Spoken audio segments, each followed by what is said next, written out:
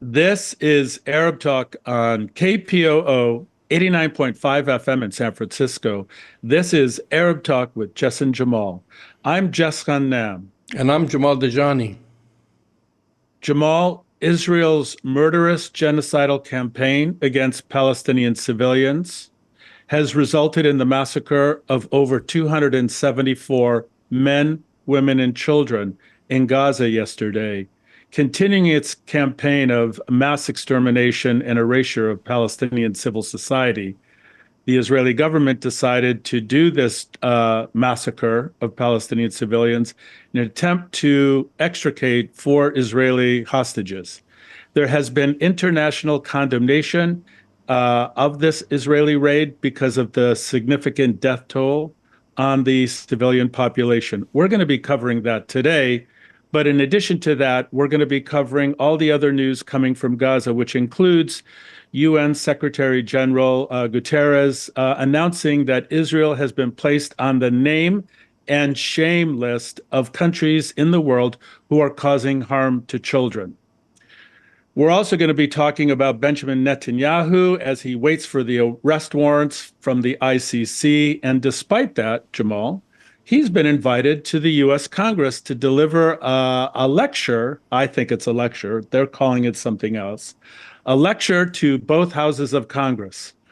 And we're going to get to a very interesting story about Congressman Thomas Massie, a Republican, where he made this very, very compelling statement, Jamal. And he said, and I quote, "Every member of Congress has an AIPAC person or babysitter."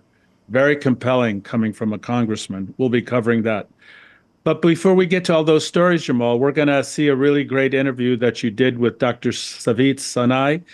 She's an Israeli anti-Apartheid activist and professor of philosophy, and she's discussing Germany's role in providing weapons to Israel and silencing Palestinian supporters. It's a really great interview. That's right, Jason. If you recall, recently Germany prevented Dr. Abu Sitta, who is a plastic surgeon who helped basically many Palestinian children during the onslaught. And he wanted to share his experience. And Germany prevented him from entering the country and actually canceled his Schengen visa. So in other words, preventing him from traveling to any member states of the European Union. This was reversed because they challenged that. But anyway, he wasn't able to go there. They also cracked down on any criticism of Israel, any reference to the genocide. Just today, I watched them actually arresting a young girl. She was like probably 12 to 14 years of age because she was carrying the Palestinian flag. Let's watch Dr. Stavit talking about her experience in Germany. Israel was put on notice by the International Court of Justice to stop the slaughter of Palestinian civilians in Gaza. Arrest warrants for our Prime Minister Benjamin Netanyahu and Defense Minister Yoav Gallant for war crimes and crimes against humanity are recommended by the Chief Prosecutor of the International Criminal Court. Most recently, the United Nations added Israel to the global list of states and armed groups who have committed violations against children. This has not deterred Israel from continuing to massacre Palestinians in Gaza, where it most recently killed 37 refugees sheltering in a UN school, 23 of them women and children. In addition, Benjamin Netanyahu will not commit either to a ceasefire or a post-war plan for Gaza. In spite of increasing popular demands that weapon supplies to Israel be stopped, its main supplier, the United States and Germany, see no political advantage in doing so. What does Israeli society see for its future? Will international pressure to end the occupation and ethnic cleansing of Palestinians with a just solution prevail? Here to discuss this on Arab Talk is Dr. Stavit Sinai. She's an Israeli anti-Apartheid activist. She teaches philosophy in Berlin and is the author of Sociological Knowledge and Collective Identity, which is about Israeli sociology and settler colonialism. Welcome back to Arab Talk, Stavit. Thank you so much for having me, Jamal. So when you came last time on Arab Talk, you were awaiting trial for activism in the UK against Elbit Systems, one of the main suppliers of weapons Israel uses against Palestinians. Can you give us an update on how this unfolded? Well, in fact, we stood trial for 6 weeks. The case was not dismissed, but we rather were found guilty by an all-white jury, which was, very disappointing, given the fantastic case we were able to bring forward, giving testimonies of Elbit's crimes and the kind of atrocities in which Elbit system was involved during 2014 massacre in Gaza, and also giving testimonies of the kind of weapons they produce that is experimented on Palestinian people in Gaza. Unfortunately, the jury were not interested at all in the kind of motivations we had to taking down Elbit system that day. And we were found guilty. Nonetheless, we kept our spirits high, and we came to face sentencing last March, thinking that we might be going to jail. So there we went, and still very much undisturbed about the prospect of going to jail, knowing that going to jail is a part of the struggle, and that Palestinians under the general prison service in Israel would suffer much more than we ever would under the British jail system. And so, luckily enough, after being sentenced, we were walking out of the court free, having to pay heavy penalties, but free nonetheless, which all the more goes to show that taking an action against Elbit system and walking free from court is possible, and that eventually the kind of moral politics in which we seek to engage is indeed can have an effect, and it's possible to do all of that, come and shut Elbit down, to throw paint, to break windows, to bring the factory into a halt, and nevertheless walk free from court. So this was my confusing part, because I know initially when we spoke, actually you were ready to go to jail. You went briefly, I guess you were incarcerated briefly. Then you were kind of like incarcerated to your own home.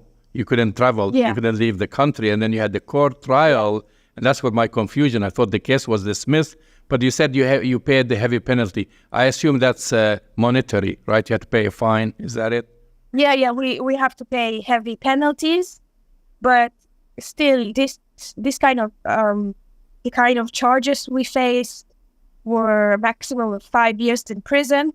So it's still a wonderful result in terms of what activists can actually, the kind of realm of action that we have, that we can do, and still not meet the custodial penalty, which is, again, we were ready to go, thinking that it's better to go to prison than to carry the prison inside ourselves by not doing anything. That is the worst part. Are actions against Elbit systems getting more traction in other locations? Is it impacting their business? I think, look, Elbit system is $1 billion worth of business. This is big money. This is, so of course, if we keep it in proportion, it's not about the money, the kind of financial damage that we might cause to them, but the kind of struggle, the kind of resistance that the community is able to show, basically signaling rendering the message that the Elbit system is an illegitimate, murderous business that is unwelcome among the people, that they should be kicked out, that the community disapproved of their presence, that they would not accept warlords and people who produces war and that engage in crime against humanity to be living among them, and basically that they have to be kicked out. Whatever damage that causing them in terms of, I don't know, profit stops, that's not of my concern. As an activist, I see the need of seizing the means of production, the means by which this war is being perpetuated, the means by which children are being killed in Gaza. They have to be seized and they have to be dismantled. And that has to be seized and dismantled as a part of the wider struggle to abolish apartheid. And that goes within Palestine and outside of Palestine.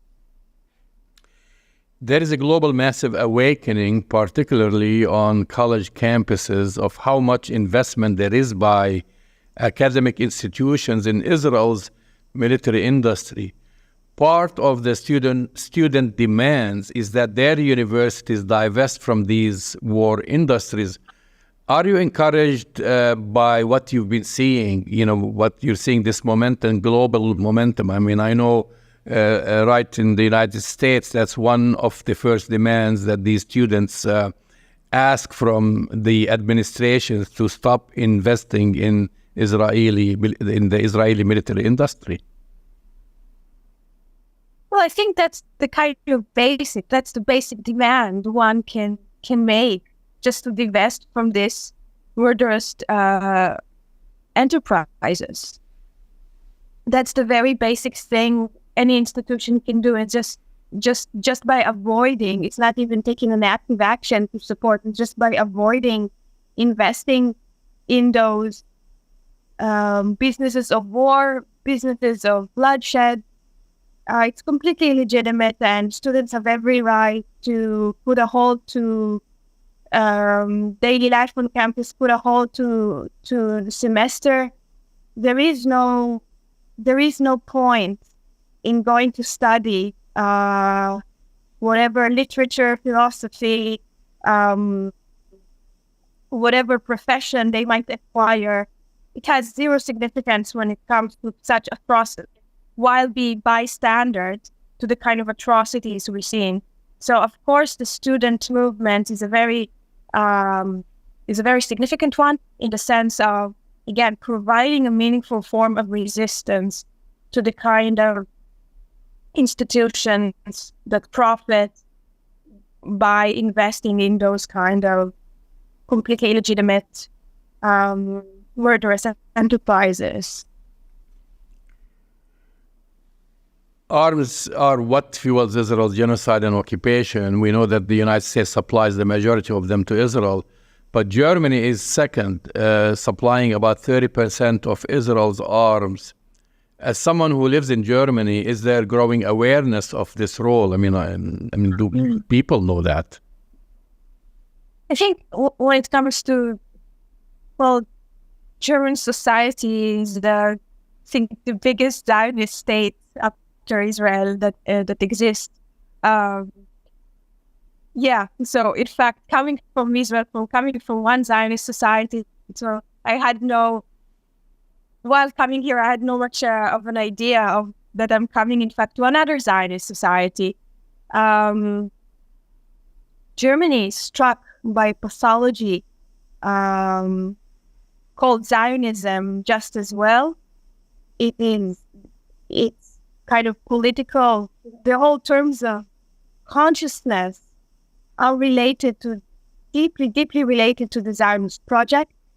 It is, in fact, the home of the Zionist project, and it is everything in Germany. Any attempt for change in Germany takes a long time, and it involves a high effort of struggle and resistance. I think that on the local level, people do not accept. I cannot believe the community can accept a crime that what Israel is committing in Gaza. I don't believe they can accept a crime of such magnitude. Nevertheless, the government is very complicit within the crime, profiting from the crime, directly involved in funding it, and of course, suppressing any attempt to speak against the genocide in Gaza, and trying to basically kill off any courageous attempt, either to speak against the war machine or actively resisting the war machine. So basically, we are meeting very severe oppression in Germany. I want to talk about that next, but first, just want to mention that there is a recent poll showing that now about 70% of Germans are opposed to Israel's war in Gaza. This is almost a reversal of how people responded just after October 7. Is there a noticeable political shift in this regard as well? I mean, we know the poll, those are ordinary citizens, but I don't see any shift from the government personally, from the statements that are put out by the German government. Yeah, as I said, I think it's important to distinguish the kind of what the overall population, the kind of overall sentiment. And I don't believe, or don't wish to believe, that people have been so abused, that their hearts have been so abused that they have forgotten that as humans, it's our basic tendency to not side with genocide, but to side with the humanistic perspective and to actually stand against such atrocities. So I don't believe their hearts have been so abused. They have forgotten that. And so that's kind of my basic perception. They have been, the German public, as heterogeneous as it is, have been very much indoctrinized by state institutions to support Zionism, to participate in Zionism. But nevertheless, I don't think that we are seeing atrocities on such scales that I don't believe that anybody could agree that this is something acceptable, proportional in any way. There are absolutely no excuses, and the atrocities, anybody seeing those atrocities should think of how they can stand against them, actively stand against them, and not just being in a position of disapproving them, but actually taking steps in order to stop these from taking place. Yeah, I know this topic, there is tremendous popular outpouring, as you know, of support worldwide for Palestinians. We've seen, and I'm sure you witnessed, the thousands, hundreds of thousands of people going out in the streets. However, in Germany, any mention or display of support for Palestinians is immediately repressed, even when done by Jews or Israelis. The most extreme incident, for example, recently was preventing plastic surgeon Dr. Ghassan Abu Sitta from speaking in Germany about his experience treating injured Palestinian children in Gaza. Germany then imposed a travel ban on Dr. Abu Sitta across the entire EU for a year. It was eventually challenged and revoked. Talk about this.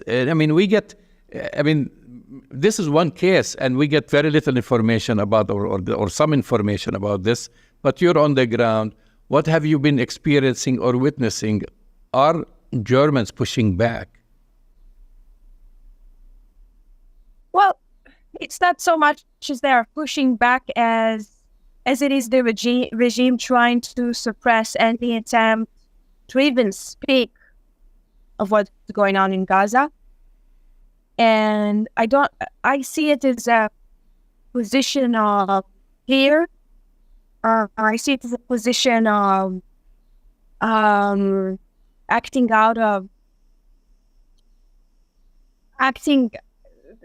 attempt to suppress speech against what Israel is doing is an attempt to is basically an act of weakness, and that's why Israel has zero legitimacy It is a colonial project that was established in a time of decolonization, in a time that nobody would accept foreign European rule upon themselves.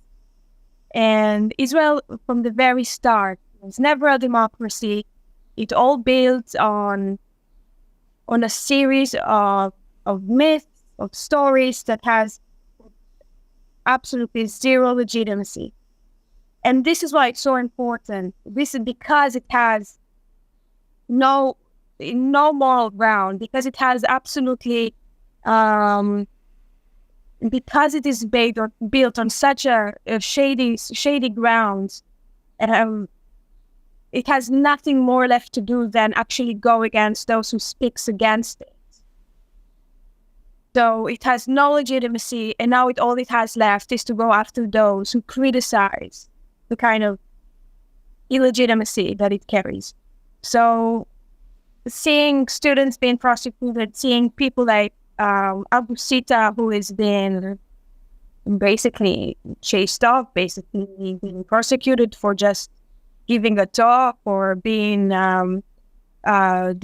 deported, you can say. These are all means that show weakness, that show fear. And indeed, the ruling elite ought to be afraid, because there are so many people, masses of people who basically taking the stand of refusing to be complicit in the crime. And this is what they ought to be afraid of. Some German officials evoke the Holocaust, and they say the reason we have to support Israel is because we are guilty of the Holocaust. I mean, that's what the background or the history of Germany. And I know that, like many Israelis, you have lost members of your family during the Holocaust. How does that make you feel, like when they use the Holocaust as an excuse to support a genocide? Well, I don't concern myself with such opinions. I think they are, of course, completely invalid. I think they are a manipulation. I think they are highly ideological, very reactionary, and that's why I don't concern myself with such false, wrong perspectives such as these. But of course, it's very telling about the kind of manipulation the German society had to experience, had to carry. Yeah, of course. I mean, you can also say, well, you're an Israeli and you carry the responsibility for the crime your state commits. And that is true. I'm also a part of a society that commits crimes. I nevertheless decide to stand against those crimes and not partake in those crimes. So it's not about whatever past we have. It's not whatever tradition we have in our past. It's about what kind of action we choose to take in the present, whether we choose to assume responsibility or not. And of course, it seems that the whole discourse of Holocaust and the way it's being manipulated, the way it's being weaponized, is used in order to indoctrinate people, in order to prevent them from standing on the right side of history. Moving on to Netanyahu, the International Criminal Court has recently recommended arrest warrants for both Israel's Prime Minister Benjamin Netanyahu and Defense Minister Yoav Gallant. 124 countries are states parties to the Rome Statute of the International Criminal Court. 19 are from Eastern Europe and 25 from Western Europe and other states. If the warrants take effect, how do you think countries like Germany and others will react? I mean, if they put the warrant, will they enforce the warrant? Well, I think it's a really great challenge to expose Western hypocrisy.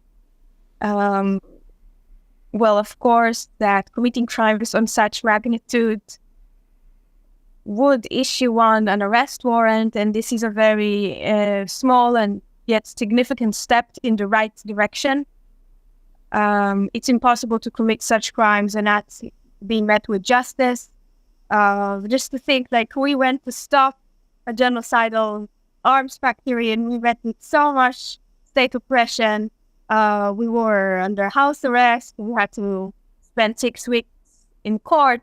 So we met severe repercussion. So just imagine what those actual perpetrators who commits those crimes should face.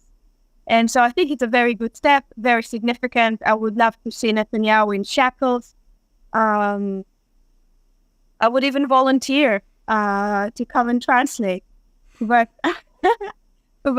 of course, yeah, these are very important steps that kind of sets the boundaries, kind of signaling that there is a boundary that one cannot cross, and that Israel basically has to meet with the consequences of violation of international law. Of course, within the Israeli mindset, such laws are not respected, they are not being acknowledged.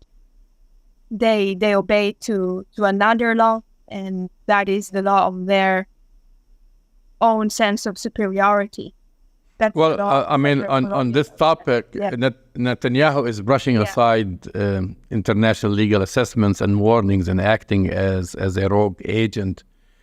Now, with the rescue of the 4 hostages that he will use to support him, will the majority of Israelis will keep drinking what I call the Netanyahu Kool-Aid and think that he will bring the country to a better place? I don't think they have much of a choice. We have to keep in mind that the current government in Israel that is a government that has been elected. It's been elected by voters. It was not forced on the people. It was not just brought out of nowhere. People had to vote for it. And in many senses, it does represent Israeli society and its kind of overall ideological mindset, which is a genocidal one. I don't believe whatever they'll drink their Kool-Aid, whether they drink whatever potion he has for them, yeah, probably.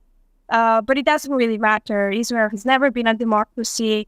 Its electoral politics is it's a negligible one. It doesn't matter whatever settler colonialist is in power. It is still the very same system that prevents equality from being the rule of the land. Israeli surrogates are now hailing, by the way, talking about the rescue of the 4 hostages as the biggest success, basically, since this 8 months old war, although Israel has killed many of the hostages through bombings and shooting and by mistake, as they sometimes claim that they shot some of the hostages by mistake. At the same time, many Israeli soldiers have been killed and injured. All of the hostages could be released through negotiations. How will the rescue affect future negotiations? I mean, will this embolden Netanyahu because what does he want to do? I mean, keeps sending more and more Israeli soldiers to kill and to get killed? Or he can end it tomorrow by saying, let's withdraw from Gaza and you release the hostages and we end the war. Why is he so attached to keep invading Gaza? Yeah, I think there is the number one principle in the settler colonial mindset is the attempt to feed the war machine.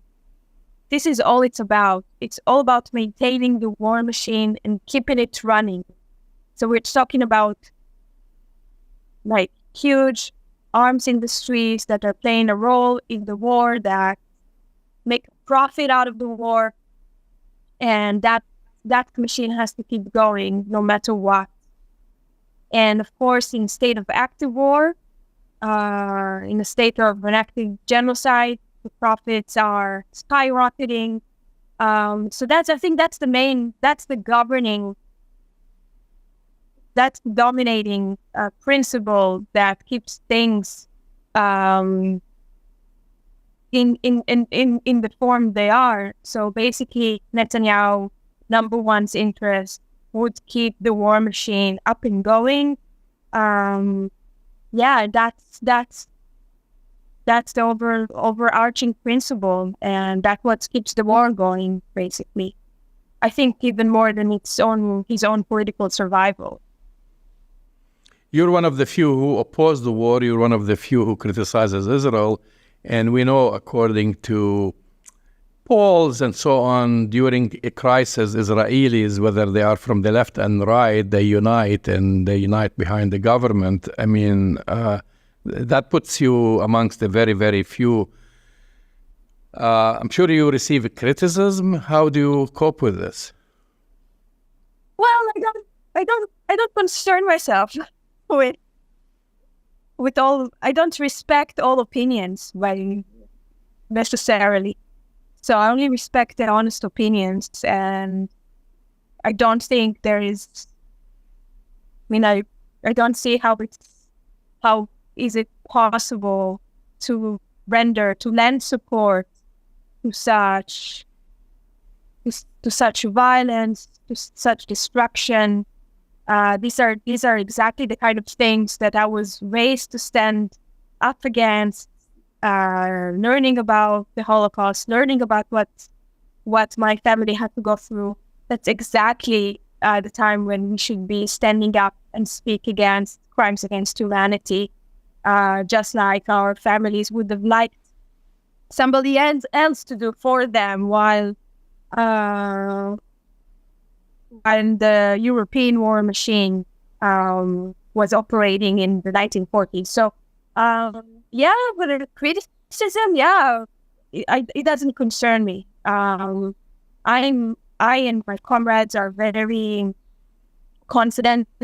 We have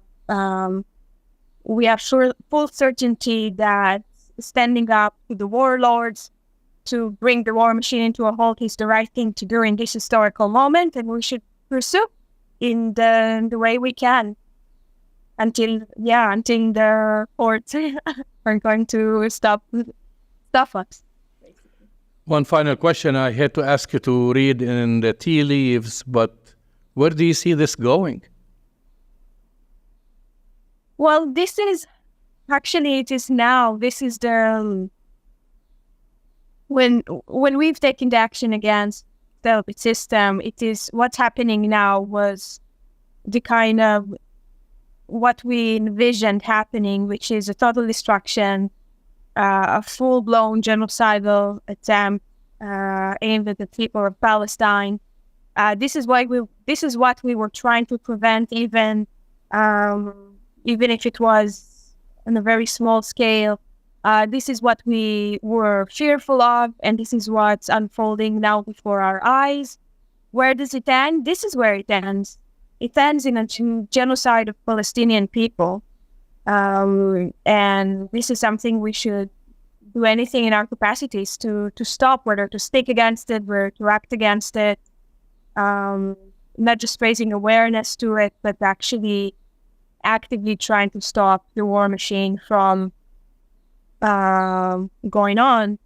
We have to understand that the kind of violence that Israel enacts, it has it's very simple. Like every bomb, every bullet has its address, and they all can be traced back to a factory.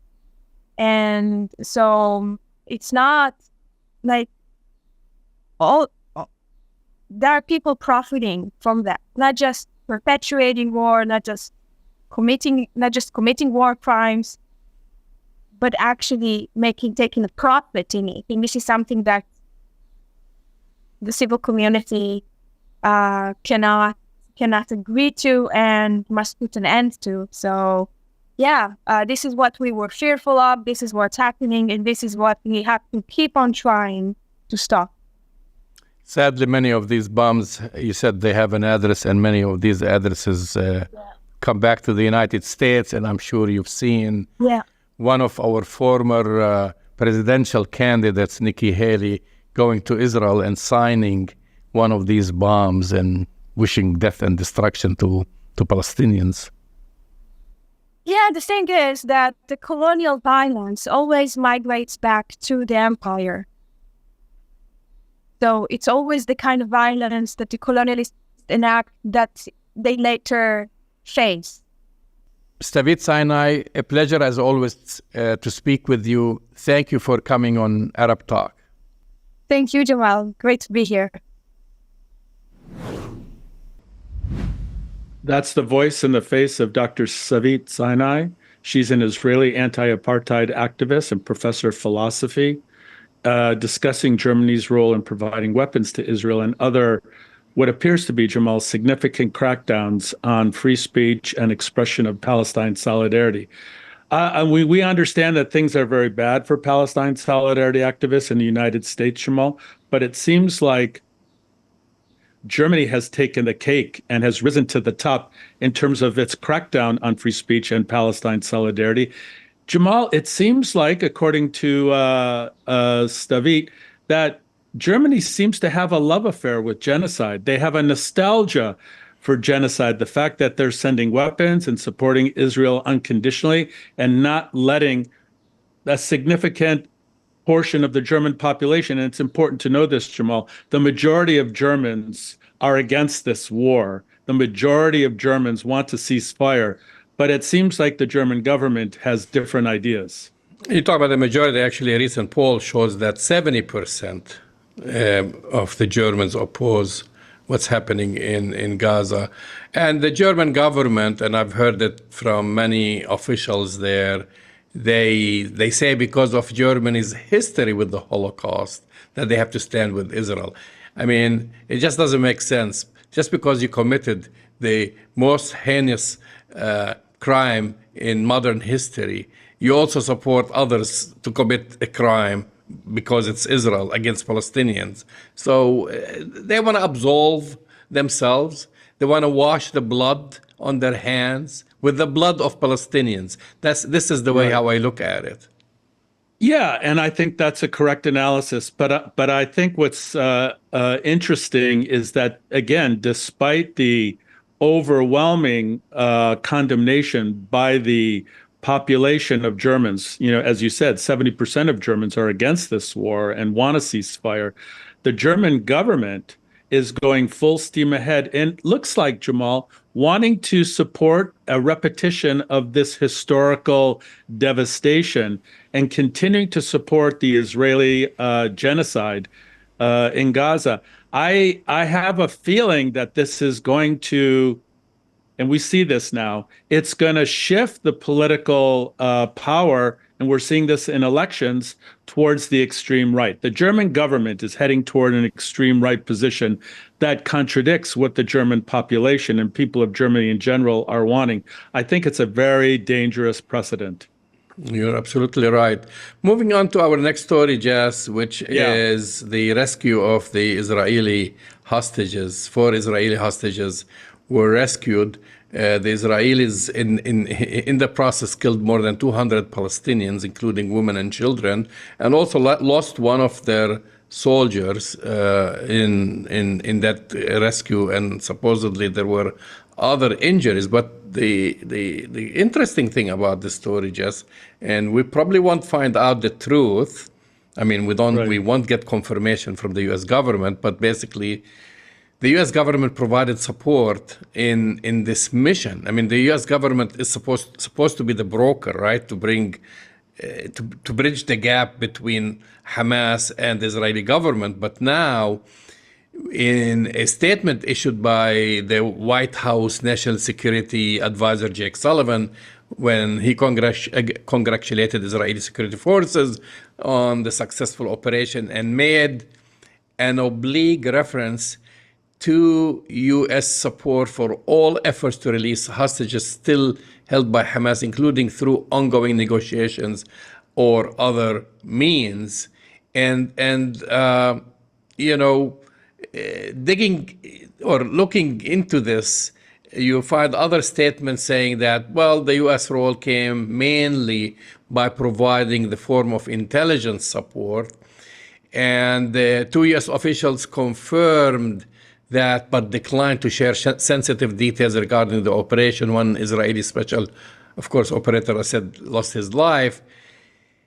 And how can you be a broker and then partake in this operation? But then a video now has been circulating, started circulating online on Saturday, showing an Israeli helicopter taking off from the beach with the U.S. pier, you know, That's right. That's right. Pier or the bridge, the aid bridge, No, it's whatever a you want to pier. call it. Yeah. It's a pier, but there's an Israeli helicopter taking off from the beach with the U.S. pier in the backdrop, like a couple of 100 meters away, and then you get quickly when that was pointed out, because they weren't expecting somebody to post that video.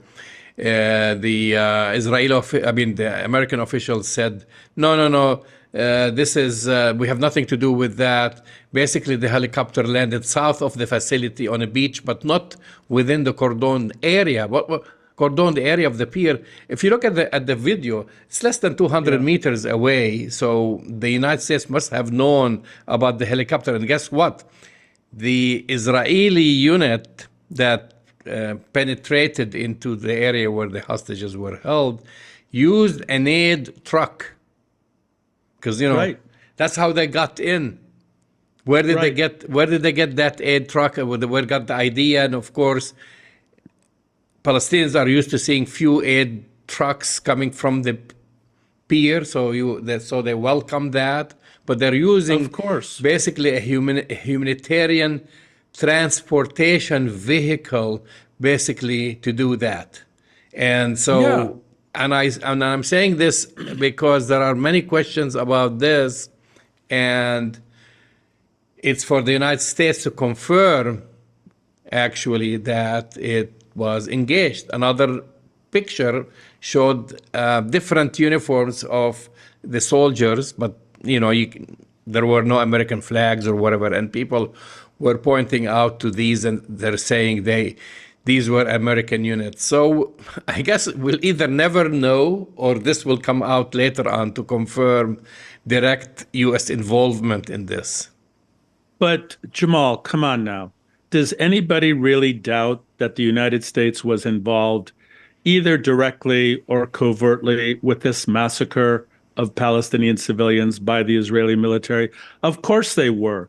They coordinated, there was an understanding, and I think you point out a very important aspect of the hypocrisy. Here's the United States and Biden saying in the strongest possible words, putting pressure on Hamas and to some extent the Israelis to accept a so-called peace deal. So while they're actively trying to negotiate that, and by the way, they're negotiating that not for the interests of Palestinians, but for the interests of Joe Biden's re-election campaign. While they're doing that, they're covertly, if not overtly, supporting these genocidal campaigns and these massacres of Palestinian civilians. Of course it's connected. Does anybody really believe that the Americans did not know about this happening? No one will ever believe that, Jamal. No one. Well, knowing is one thing, and partaking is another thing.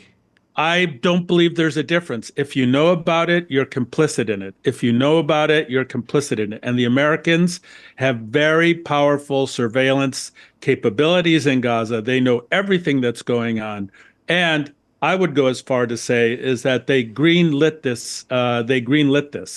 And, Jamal, this massacre of 274 that we know of, is probably more, Palestinian men, women, and children, is horrific. I mean, the injuries that we're seeing that were brought upon the civilian population in Gaza during this raid are just mind-bogglingly horrific. And, of course, the United States was involved. Now, I feel comfortable saying that. You're being, justifiably, you want to see a little bit more evidence for it. But if you look at history, has the United States ever not been involved in operations like this? I guess we'll see. Well, here's the thing. How will this affect the future negotiations? Number one, you killed 200, as you've mentioned, 270 Palestinians. Most of them are civilians and children and women, and we've seen the injuries in the hospitals and so forth. To rescue 4, you lose 1 Israeli, so you really rescued basically 3. And now you're asking basically Hamas to release more hostages.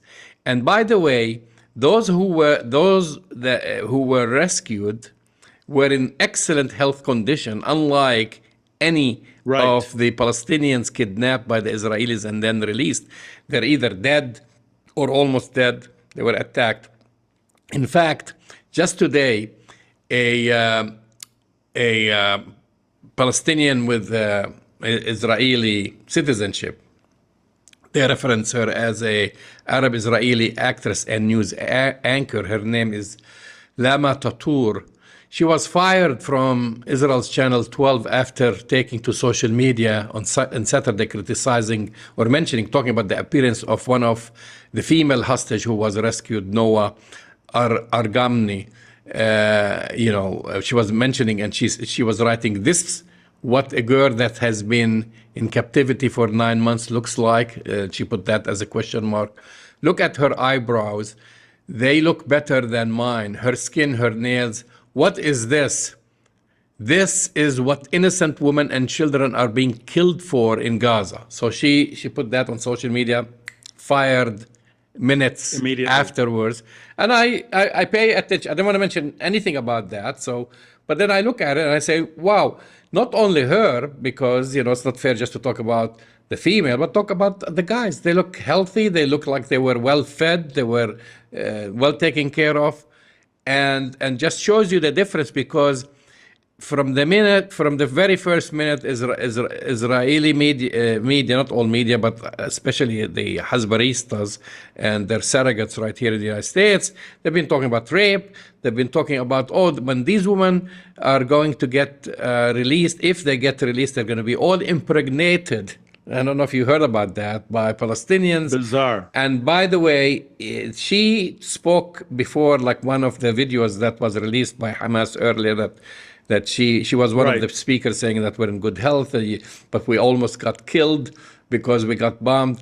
And she had another early interview after her release. She pretty much confirmed what she said before, that they, in fact, at one point, the house that they were staying in got bombed, and they were beneath the rubble, and Hamas pulled them out from beneath the rubble and saved their lives. And she was saying that she was even allowed to walk around dressed like a Palestinian. They took her out, so she'll be and she wasn't in a tunnel. She was in an apartment, unlike what they've been saying. They're buried underneath ground and so forth. But anyway, I think, I don't want to get stuck on too much on this story, because I think this will have repercussion on the release of future hostages, or unless something that's done by Benjamin Netanyahu, because now what he's doing with this is like he's running around. You could see the Israeli media, you could see all their surrogates in the US Congress, this is the greatest thing that happened. Israel has achieved rescuing 4 people. And I'm like looking, really? After 9 months, after they killed more than 20 hostages, they killed them, they bombed them. After they shot their own hostages and they said it was a mistake, you rescue 4. And in the meantime, Israel has lost hundreds of soldiers dead and thousands injured, and you've killed more than 37,000 Palestinians, when you could have negotiated this and got the release. And now, 4, they're still holding more than 100. Let's see what you're going to do with this and where that's going to happen. I want to move on to the next story. No, but let me just one thing really quick, Jamal, because I think the kind of exclamation point on this analysis that we're going through is that there will be no peace deal. I mean, what this is all leading to is the Israeli intentionality of wanting to erase, dehumanize, delegitimize, and erase Palestinians from Gaza. It's pretty clear to me from this operation, as well as what's happening in their government, that there really is no intention of a peace deal. And I think we need to put that out there. And as we think about what's going to happen, because our next story, Jamal, is Benjamin Netanyahu is going to be coming to D.C. So I don't know how many, I would say, days or hours after Benjamin Netanyahu was charged with, as a war criminal, he and his defense minister, Gallant, Congress invited him to address a joint session of Congress and basically a confirmation for the date, which will be on July 24. This is according to U.S. Lawmakers. The confirmation of the date came just recently. And now he's formally invited to speak before U.S. politicians, including, I mean, he got an invitation not only from the Speaker of the House, who is a Republican, but he also gets an invitation from the Senate Minority Leader. Chuck Schumer and Mitch McConnell. Yes, both, and this is, Chuck Schumer goes around criticizing Netanyahu, and then he's one of the signatories on the invitation to bring him. And this is like bringing a convicted felon. I mean, worse than a convicted. This is a war criminal that when the warrants are going to be issued, Jess, he will be banned from 124 countries. 124 countries. But not the U.S. Yeah, but 124 countries, most of Europe, Asia, Africa, etc. He'll either get arrested on arrival or he's banned from entering these countries as a war criminal. And Congress wants to defy that and say, here he is, even though they played the game like with Biden, or he's not getting along with Benjamin Netanyahu. How many times is I would say President of the United States, how many times will a President of the United States be stepped all over by Benjamin Netanyahu? Because if you recall, just to remind our listeners, when Obama made him persona non grata in D.C., again, Congress defied that, and they brought him and welcomed him as a hero when the President of the United States wasn't inviting him to the White House. They're doing the same game. They're playing the same game again. It's really disgusting. Yeah, I mean, it's disgusting, but not surprising. And I just want to say this to the Democrats who have signed on for this. You've just, by inviting Benjamin Netanyahu, you've just sealed the deal on Donald Trump getting reelected as president of the United States.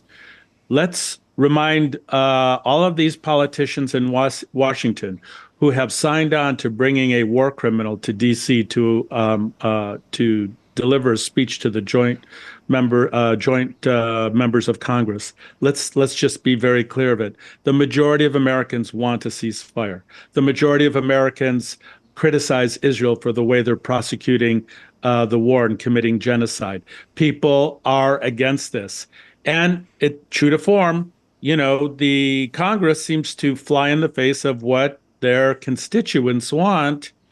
And it actually relates to our final segment in the show today, because it shows you how profoundly powerful this influence is, Jamal, because they can go against their constituents. They're willing to risk having Donald Trump be president again, all in favor of allowing Benjamin Netanyahu, with these arrest warrants, come and address a joint session of Congress. It's so disturbing, Jamal. I don't even know where to begin, but it fits the playbook. We'll talk about the playbook. I mean, the playbook is pretty clear. These individuals want to get reelected. And so they're willing to sacrifice the United States, the future of the United States. They're willing to have, speaking of convicted criminals, they're willing to have a convicted criminal sit in the White House for 4 years rather than to hold Israel accountable. It's a remarkable story. Well, they are really slaves of AIPAC, the Israeli lobby. And because you're mentioning this is our final segment. And first, let me just actually prepare this segment, because we have a sound bite, which is basically you're going to be listening to Congressman Thomas Massey. He's a Republican from Kentucky, and he was on Tucker Carlson. And what he was saying, that the American Israel Public Affairs Committee, AIPAC, has designated representatives assigned to to each Republican member of Congress to ensure the lawmakers vote for bills Israel supports. And he talks about them, mentions, well, they're actually, he said, every congressman, and he said, I speak for the Republicans, so we don't know, but it's the same thing happening at the Democrats, maybe a few. He said, I'm the only congressman, imagine, I'm the only Republican that does not have an AIPAC babysitter or AIPAC guy or whatever. And he talks about, like, whenever he meets someone, and AIPAC, of course, they have been attacking him. He won handily. Just shows you, like, sometimes you can beat AIPAC. They put, I think, something like $400,000 against his campaign last time to try to unseat him. They were unsuccessful. But then, and they maintain, he was talking about how they maintain the attacks on him even now, because they're worried that he might run for Senate. They want to make sure to keep him down, attacking him, accusing him of being an anti-Semite, accusing him of being a bigot. And then he said, my colleagues, they come to me, the Republicans, because he asked me, so, well, how do your colleagues feel? He said, well, they come to me and they say, we sympathize, that's wrong. Let me talk to my AIPAC guy. Think about it. A U.S. sitting congressmen and congresswomen, they have to clear what they're going to be doing by their AIPAC handler, basically. And I have Republicans who come to me and say, that's wrong what AIPAC is doing to you. Let me talk to my AIPAC person. By the way, everybody but me has an AIPAC person. What does that mean, an AIPAC person? It's like your babysitter, your AIPAC babysitter, who is always talking to you. Well, that's an amazing soundbite from Congressman Thomas Massie, Republican, basically blowing the lid on the probably depraved influence that AIPAC has in the Congress. Think about it, Jamal. To actually come out and tell a national audience that every congressman, every congresswoman has an AIPAC babysitter. That's an extraordinary thing. When we've intimated that, when we've said about this undue foreign influence on the U.S. Electoral system, we get roundly criticized, roundly attacked. And yet the Congressman Massie seems to just be putting it all out there. It's a very compelling story. I wonder if the New York Times or the Washington Post is going to pick this up. I think it's a very interesting, very telling. Of course, he's not the first person to talk about this. Many years ago, you had Paul Findley, who exposed AIPAC, and then they attacked him, and he lost his re-election. And others mentioned it, but this is a Republican, a red Republican, I would say. Deep red Republican. And he's saying, and I respect him for that, he's saying, I'm not going to be bought, I'm the only Republican who haven't traveled on an AIPAC to visit Israel on an AIPAC paid trip. You have to give him credit. I don't want somebody, to tell me what to write and what to vote on. I'm elected by the people of Kentucky, and he's a very interesting person. Actually, it's a long interview. This is just part of the interview. He talks about many other things, but I think it's very admirable, the way he came out and talked about it clearly. Just quickly before we end the show, just today is the 57-year to date, basically, during the Six-Day War, when Israel brutally attacked a U.S. naval intelligence ship that was seconded to the National Security Agency, NSA, basically killing 34 American sailors and injuring 171 others. And the reason I just remind our listeners about Israel's duplicity, basically in their relations with the United States, and at the request of one of a veteran, basically, who wrote us and said, just remind your listeners that this story, they keep basically brushing it under the rug. So we want to keep reminding our listeners that Israel has basically not taken true accountability. Why was this done, and why did they attack a U.S. Navy ship flying the American flag and killing basically all these sailors?